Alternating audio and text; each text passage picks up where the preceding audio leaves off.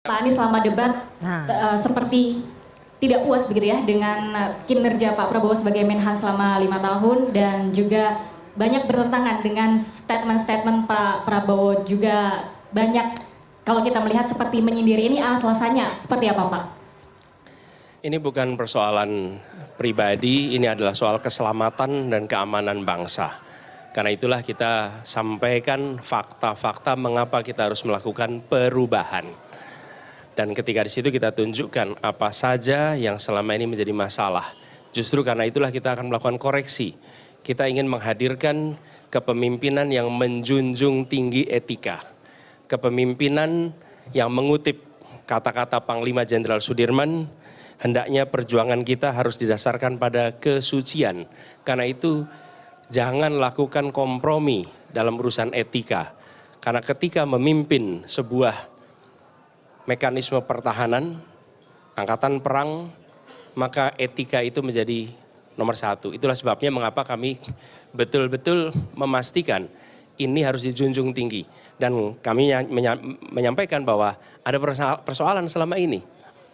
Kami sampaikan sebagai bagian dari keinginan untuk Republik ini aman. Keinginan dari Republik ini bisa mempertahankan keselamatan setiap keluarga. Jadi ini adalah usaha kita untuk memastikan bahwa keamanan itu nyata. Jadi ketika tadi saya sampaikan ini adalah urusan negara, ini adalah urusan policy. Itulah sebabnya mengapa kami sampaikan gagasan-gagasan tadi.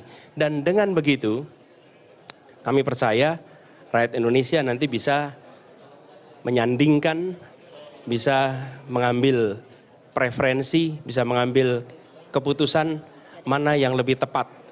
Siapa yang lebih tepat untuk dititipkan keselamatan, keamanan bagi bangsa kita. Baik, untuk selanjutnya kami persilakan rekan media yang masih ingin bertanya.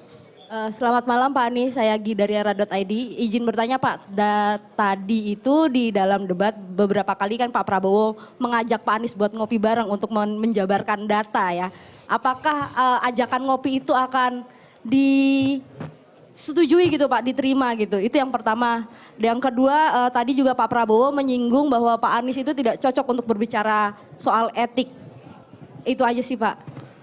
Oh sama satu lagi, ada titipan rekan. Yang tadi di terakhir, apakah Pak Anies sempat bersalaman dengan Pak Prabowo waktu selesai closingan? Ya terima kasih, itu aja Pak. Ya gini, pertama Presiden akan menjadi panglima diplomasi dunia. Dan itu artinya berada di forum-forum global, menyampaikan pesan Indonesia untuk dunia. Selalu dalam kesempatan-kesempatan seperti itu ada protokolnya. Dan tidak mungkin diberikan kesempatan berbicara berjam-jam untuk menjelaskan. Ada batasannya. Justru kepemimpinan diharuskan bisa menguasai komunikasi supaya gagasan bisa disampaikan dalam waktu yang diberikan. Dan ini bukan urusan antara satu pribadi dengan pribadi lain yang harus dijelaskan. Ini adalah forum untuk seluruh rakyat paham. Bukan ngopi di ruang yang tertutup. Jelaskan di forum tadi. Dan sesempit apapun waktu yang diberikan, gunakan untuk menyampaikan. Dan itu semua bisa disampaikan. Saya bicara di berbagai forum global, ya waktunya 1 menit, 2 menit. Tapi saya pernah menyampaikan di depan Sekjen PBB dalam waktu 2 menit. Dan gagasannya kemudian diterima oleh Sekjen PBB. Artinya apa? Ya memang kita harus menggunakan itu. Ini bukan antar pribadi. Jadi saya ingin garis bawahi, ini bukan ngopi bareng ditunjukin data. Keterbukaan di dalam menyampaikan pendapat itu penting. Dan transparansi itu diwujudkan. Bukan dalam bentuk kata-kata. Itu pesan pertama. Jadi ini bukan antar pribadi, tapi justru untuk rakyat Indonesia. Yang kedua,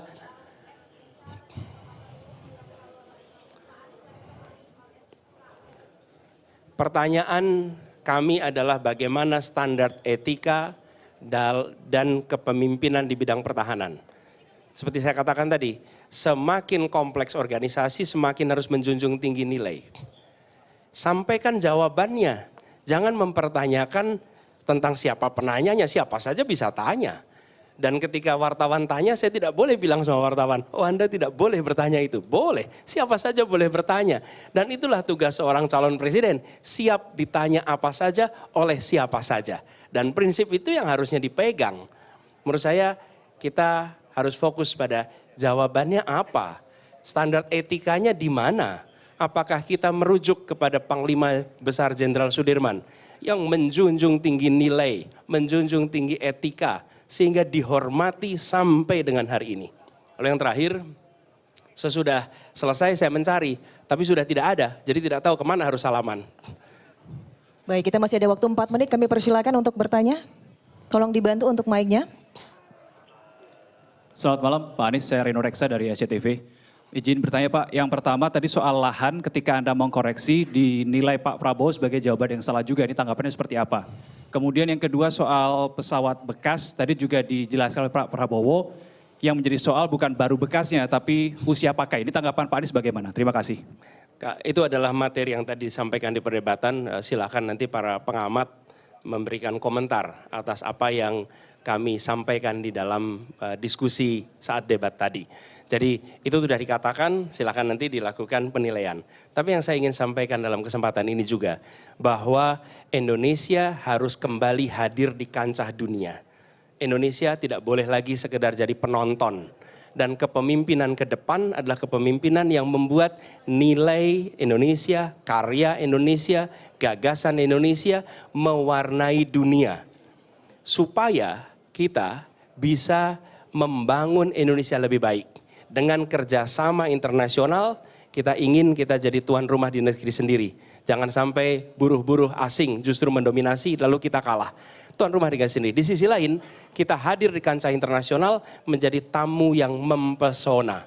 Jadi tuan rumah di negeri sendiri, tamu yang mempesona dan dihormati di kancah internasional. Pesan ini harus disampaikan. Dan ini juga yang menjadi gagasan kita di era global. Indonesia negara nomor 4 terbesar di dunia, bukan semata-mata sebagai penonton. Nanti silahkan para pengamat membaca ulang apa yang tadi dibahas, membaca ulang apa yang tadi disampaikan sebagai counter. Nanti publik akan bisa menilai, tapi bagian kami adalah memastikan pesan itu sampai. Supaya kita semua pada saatnya akan bangga. Kita bangga sebagai warga Indonesia, karena warga Indonesia dihormati di tingkat dunia. Itu. Masih diberikan kesempatan satu pertanyaan terakhir. Kami persilakan jika masih ada.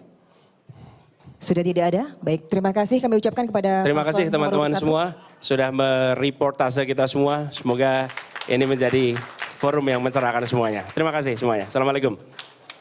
Waalaikumsalam warahmatullahi wabarakatuh.